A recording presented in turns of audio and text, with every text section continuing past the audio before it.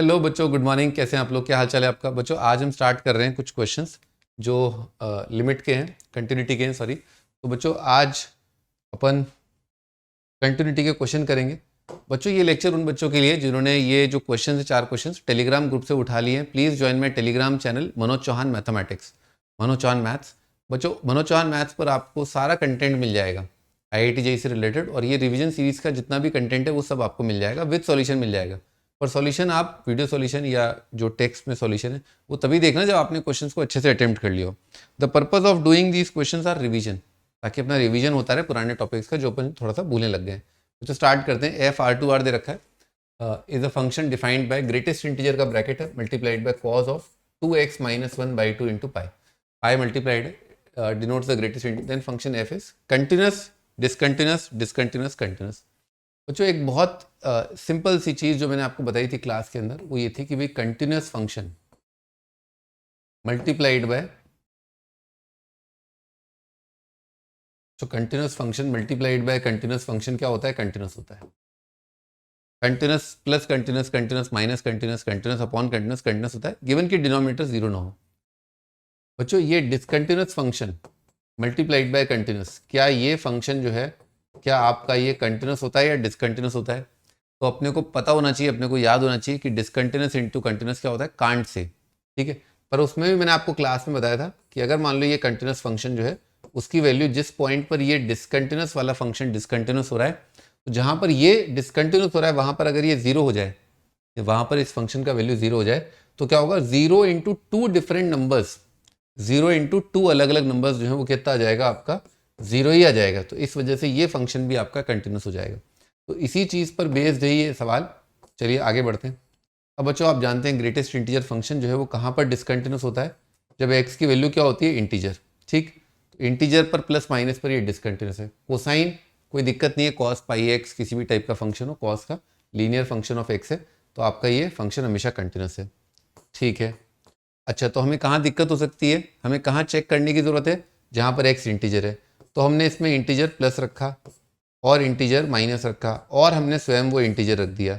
मेरे प्यारे बच्चों देखो क्या हो रहा है, इंटीजर के आगे जो ग्रेटेस्ट इंटीजर का वैल्यू होगा वो कितना होगा? i। 1 से बढ़ेगा ग्रेटेस्ट इंटीजर 1, 2 से बढ़ेगा 2, 3 से बढ़ेगा 3, तो i प्लस का ग्रेटेस्ट इंटीजर i। परंतु बच्चों यहाँ पर अगर लिमिट देखें, कॉस ऑड पाई बाई 2 है ना, याद होना चाहिए, cause of odd integral multiple of pi by 2, cause of odd pi by 2, ये वैल्यू कितनी होती है बच्चों? 0। तो मल्टीप्लाइड बाय 0 कितना आ जाएगा? 0 आ जाएगा। यहाँ पर भी बच्चों क्या होगा? 2 से कम का ग्रेटेस्ट इंटीजर कितना आएगा? 1। 3 से कम का ग्रेटेस्ट इंटीजर कितना आएगा? 2। i - 1 मल्टीप्लाइड बाई कितना आ जाएगा? 0, और ये कितना आएगा? 0। बच्चों i पर ये कितना आ जाएगा? i का ग्रेटेस्ट इंटीजर i और इंटीजर पर अगेन ये 0। तो देखा आपने, जहां जहां पर डिसकंटिन्यूटी की संभावना हमें लग रही थी कि हो सकता है डिसकंटिन्यूस, वहां पर भी ये फंक्शन कंटिन्यूस आ गया। तो continuous for every real x है ना, ए ऑप्शन आपका आंसर, ठीक है बच्चा। आगे चलते हैं बच्चा। If the function f x is piecewise defined है, दो पीसेज हैं, root of 2 plus cos x minus 1 upon pi minus 2x का स्क्वायर। बच्चों x is not equal to pi और k जब x क्या है? Pi, is continuous at pi. तो ऐसे आपके ब्रांच वाइज अपने को और अलग से सेपरेटली उस जगह पर वैल्यू, ऐसे कई सवाल अपन ने किए हैं। इसमें क्या करना होगा कंटिन्यूटी के लिए कि x की जगह आपने यहाँ पर लिमिट लगा के पाई निकाल लिया ना, यानी कि LHL RHL, limit extending to pi. और बच्चों एक्सटेंडिंग टू पाई का मतलब क्या है? x पाई नहीं है, तो कौन सी परिभाषा यूज होगी? पहले वाली है ना, under root of 2 plus cos x minus 1 है ना, divided by pi minus 2x का स्क्वायर। बच्चों ये क्या है? f की लिमिट। तो अगर फंक्शन कंटिन्यूस है, जो कि दे रखा है कंटिन्यूस है, तो ये जो लिमिट आएगी फंक्शन की, लिमिट एट पाई कितना होगा? फंक्शन का वैल्यू एट पाई, ये बात मैं अप्लाई कर रहा हूँ। अब बच्चों मैंने इसमें देखा कि कोई इनडिटर्मिनेट फॉर्म बन रहा है क्या? तो सबसे पहली चीज मैंने देखी कि ये तो जीरो ही नहीं आ रहा। Pi minus 2 pi minus pi का स्क्वायर पाई स्क्वायर, और ऊपर कितना आ रहा है? 2 माइनस 1, 1, 1 का रूट 1, 1 माइनस 1 0। Very simple. ये तो 0 अपॉन पाई स्क्वायर को टेंड कर रहा है, ये तो कोई इंडिटर्मिनेंट फॉर्म नहीं है, ये तो कोई इंडिटर्मिनेंट फॉर्म नहीं है, ये तो आयुर्वेदिक मेडिसिन है, तो 0 हो जाएगा। तो k का वैल्यू कितना आएगा? 0। Very easy, very simple, no indeterminate form, कोई एलोपिटल लगाने की जरूरत नहीं है। आगे बढ़ते हैं। F x is equal to X minus 1 की power, again similar type of question, पर इसमें क्या है? 1 की पावर इन्फिनिटी आ रहा है, तो बच्चों कंटिन्यूस है 2 पर, तो 2 पर कंटिन्यूस कब आएगा? जब अपना लिमिट का वैल्यू कितना आ जाएगा, लिमिट का value as x tending to 0 to sorry x minus 1 की पावर 1/2 माइनस एक्स है ना, ये वैल्यू कितना आ जाए, k आ जाए। ठीक, simple, limit of function is equal to function का वैल्यू एट 2। अब बच्चों ये 1 की पावर अपने को आराम से दिख रहा है इन्फिनिटी है, इसका रूल क्या होता है, e की power multiplied by base minus 1, base minus 1, ये 2 माइनस एक्स और x माइनस 2, इससे कितना आ जाएगा -1, e की पावर कितना आएगा -1, ये k है। The value of k for which, तो k का वैल्यू कितना आ गया आपका 1/e आ गया ना, इजी क्वेश्चन। बच्चों नेक्स्ट, बच्चों IIT में आया हुआ सवाल है ना, बढ़िया सवाल है ये, मुझे सही लगता है सवाल। F R2 RB function defined by, function दे रखा है 5x 1 से कम के लिए माइनस इन्फाइनाइट से 1 के लिए, a plus B X x 1 से 3, b प्लस 5x 3 से 5, 30x 5 से बड़े के लिए, then f is continuous, a और b की वैल्यू निकालनी है। बच्चों इस टाइप के भी सवाल अपन ने क्लास में किए हैं। क्या करना होता है इसमें, अपने को ये पता है ये कंटिन्यूस है, constant function continuous, line continuous, constant continuous. दिक्कत क्या हो रही है, बेसिकली अलग अलग ब्रांचेस हो सकती है, एक लाइन दूसरी लाइन मिले ना मिले, तो उनको मिलाना है बेसिकली। तो कहाँ कहाँ पर चेक करने की आवश्यकता है, 1 पर, 3 पर, 5 पर, ये पहला स्टेप।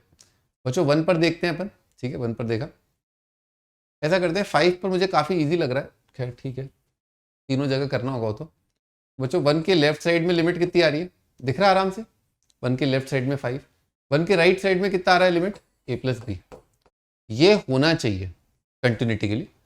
जो एक कंडीशन है ये, दूसरा कंडीशन देखते हैं, जगह कम पड़ जाता है हमेशा।